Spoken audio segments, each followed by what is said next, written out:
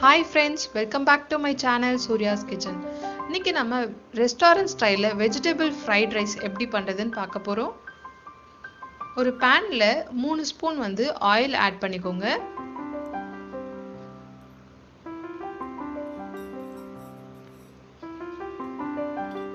So oil நல்லா heat ஆனதுக்கு அப்புறம் 1 ஸ்பூன் ஜீரகம் ஆட் பண்ணிக்கலாம்.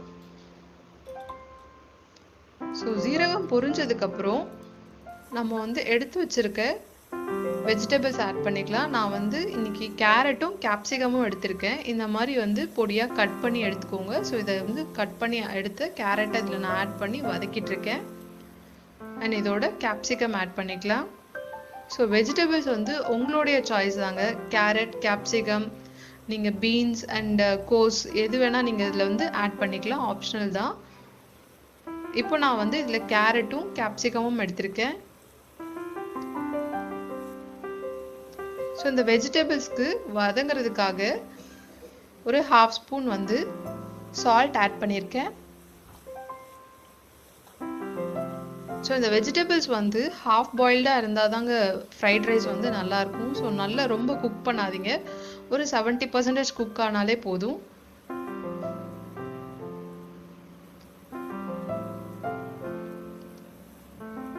இப்போ இதில் 1 ஸ்பூன் சோயா சாஸ் ஆட் பண்ணிக்கலாம். And 1 spoon chilli sauce add பண்ணிக்கலாம். ஸோ இப்போ நல்லா மிக்ஸ் பண்ணிடலாம்.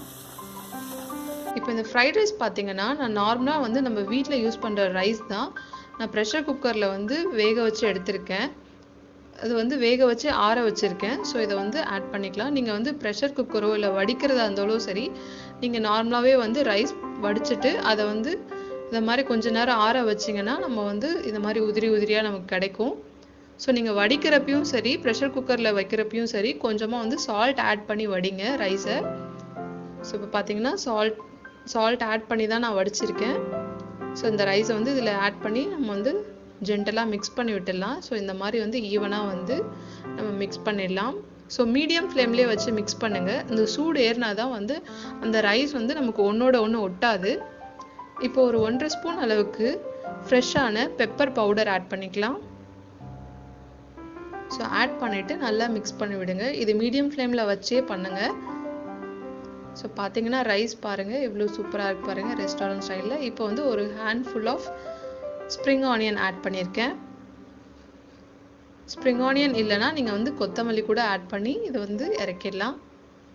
அவ்வளோதான் ஃப்ரெண்ட்ஸ், டேஸ்டான restaurant style fried rice ready ஆயிடுச்சு. இந்த வீடியோ உங்களுக்கு பிடிச்சிருந்ததுன்னா மறக்காமல் சூர்யாஸ் கிச்சனை சப்ஸ்கிரைப் பண்ணுங்கள். அண்ட் தேங்க்ஸ் ஃபார் வாட்சிங்.